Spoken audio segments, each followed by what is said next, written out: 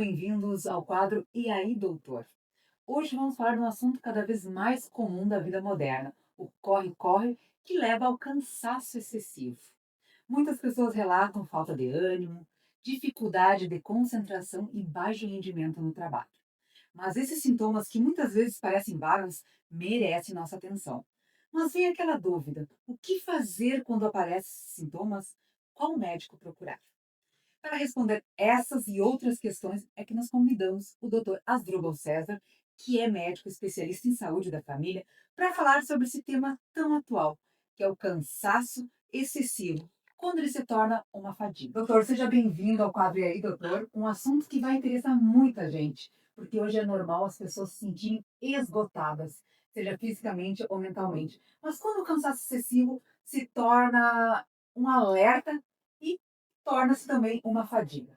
É muito importante as pessoas que estão sentindo sensação de fadiga, né, cansaço excessivo, falta de ânimo para realizar as suas atividades diárias, para fazer as suas atividades comuns, né, do teu trabalho, do teu cotidiano, até mesmo das questões de casa ou cuidados pessoais, ela deve ter atenção. Ela pode estar sofrendo de alguma doença, né, como desde uma anemia, um problema relacionado a distúrbios hormonais, questões também na área de saúde mental. Então, é necessário que essa pessoa procure um médico de sua confiança para poder avaliar ela e aí definir exames para fazer uma investigação mais profunda e, quando necessário, encaminhar para um especialista focal. Por exemplo, se for diagnosticado que aquela fadiga excessiva que ela está tendo, está sentindo, é relacionada a um distúrbio hormonal, por exemplo. E isso pode ser necessário um acompanhamento também com o endocrinologista. Então, é necessário você ter um médico, um clínico, né, um médico especialista em medicina de família, que te conheça, que te acompanhe ao longo do tempo, para caso seja necessário definir esses cuidados. Doutor, os jovens também estão esgotados. Eles relatam esse cansaço excessivo. E muitas vezes as mães não sabem onde levar os filhos adolescentes. Qual seria a recomendação? Certo? A especialidade, né, médica dos adolescentes se chama pediatria. Então, é um especialista muito raro, tá? Acho que aqui na nossa região, cidade, a gente não tem um médico especialista pediatra. Mas o médico especialista em medicina de família também é um médico eletivo para esse tipo de paciente, porque você tem um médico que acompanha as pessoas ao longo da sua vida, desde a infância até a idade adulta e idoso. Tá? Então, o médico especialista em medicina de família está habituado a acompanhar esse tipo de paciente. Em relação às queixas relacionadas a cansaço, falta de atenção na adolescência, isso pode estar relacionado, às vezes, a excesso de telas, celular demais, jogos online em excesso, distúrbios também relacionados à falta de sono. Muitos adolescentes passam a noite jogando jogos online. E isso acaba afetando o rendimento escolar, a atenção, né? Sonolência diurna decorrente dessa falta do sono adequado à noite. E os adolescentes também precisam ter uma rotina. Apesar de serem jovens, a gente acaba não se preocupando muito com as questões de alimentação, atividade física, mas para os adolescentes é tão fundamental quanto para um adulto, quanto para um idoso, manter uma rotina de sono adequado, alimentação adequada e atividade física também.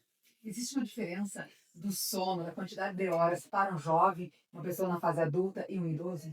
Existem algumas diferenças, tá? O sono, a gente fala em média 8 horas de sono, né, em geral, para um adulto, tá?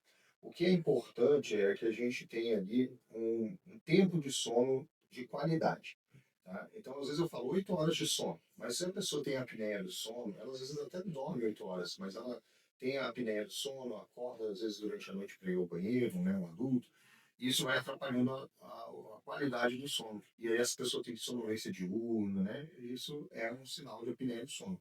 Fadiga, tá? O adolescente, ele deveria dormir em média de 8 até 10 horas de sono, idealmente, tá? 8, 9 horas de sono por noite. E a gente sabe que muitos não estão tendo esse tempo, né, adequado de sono. Então é preciso, né, ficar atento e criar rotina. Assim como o adulto, o adolescente precisa de rotina. Acordar sempre no mesmo horário e dormir sempre no mesmo horário é o ideal, inclusive até nos finais de semana. E a atividade física é fundamental também para uma boa qualidade de sono. Muita gente, às vezes, resolve fazer atividade física muito perto da hora de dormir. Isso pode, na verdade, até atrapalhar o sono. Então, a atividade física rotineira, pelo período da manhã, ou no máximo ali, iníciozinho da noite, pelo menos 3, 4 horas antes do horário que costuma dormir, seria o ideal. Esses sintomas vagos, eles têm relacionamento com o estilo de vida e como saber se podem ocasionar uma doença mais grave? Certo. Então, muitas pessoas têm esses sintomas vagos, assim, de cansaço, desatenção, às vezes até vem rotulando, né? Ah, eu estou desatento, então eu tenho déficit de atenção. Isso é muito sério, falar que uma pessoa tem déficit de atenção é um diagnóstico que leva tempo, complexo. Então, por isso que é importante, quando tem algum sintoma, buscar um atendimento médico para avaliar, fazer exames complementares se necessários e fazer uma avaliação geral da saúde. Identificou alguma situação, vai ser feito um diagnóstico e estabelecido um plano terapêutico.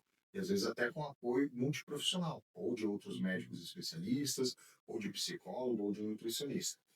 Então, o primeiro passo, quando a gente identifica que algo não vai bem com a gente, é buscar aquele médico que conhece a gente, aquele médico de confiança, para fazer essa avaliação. Se você estiver passando por alguma situação dessa, que seja, por exemplo, uma patologia, vamos dar um exemplo aqui novamente da área da endocrinologia, o hipotireoidismo. O hipotireoidismo é um distúrbio da tireoide e um dos sintomas é cansaço excessivo, fadiga. E a pessoa não tratando esses sintomas vão cada vez piorar mais, e mais e mais. Então, buscar um atendimento logo cedo facilita o tratamento. Você vai conseguir tratar de uma forma mais adequada, com doses de medicamentos às vezes menores do que numa doença que está mais avançada. Na prática, se tiver alguém nos assistindo que está com esses sintomas, mas ainda não procurou o médico, que é o mais recomendado, Uhum. quais seriam as orientações para combater a fadiga?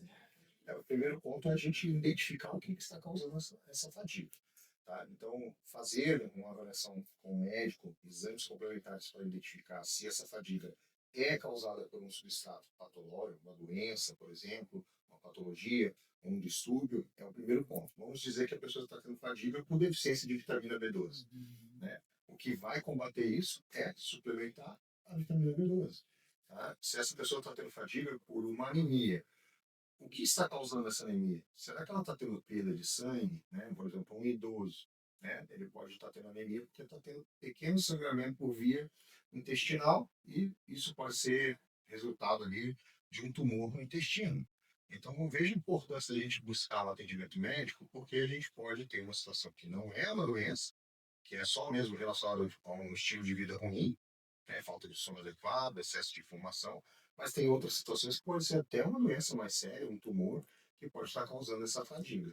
Então, por isso que é importante, né, se identificar que está numa situação desse tipo, ou identificar alguém na sua família, né, um idoso que mudou o comportamento, está muito cansado, não quer mais sair de casa, né, identificar a situação e levar ele ao médico. Além disso, como eu falei, existem algumas situações de ordem de saúde mental, né, depressão, por exemplo, né? A pessoa fica num estado de ânimo tão baixo que ela não quer fazer as suas atividades diárias, nem mesmo às vezes escovar o dente, tomar banho. Então as pessoas de casa têm que ficar, né, antenadas, né, no que está acontecendo com aquele elemento da família. Né? Doutor, então as pessoas estão há semanas ou até meses sem energia, sem foco, desanimada.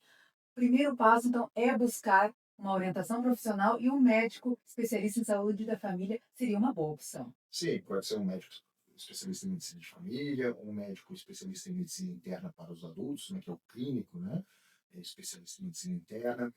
Dependendo se a pessoa tem, né, um médico que acompanha ela, e seja de uma especialidade como a cardiologia, né, que é uma especialidade clínica, pode procurar o seu cardiologista também, mas que seja um médico que te olhe como um todo.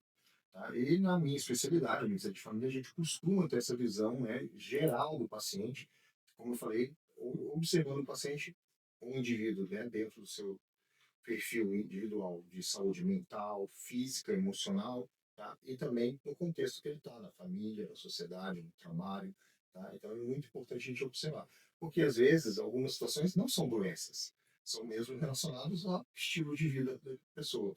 Existe até a questão da gente falar mudança do estilo de vida, né?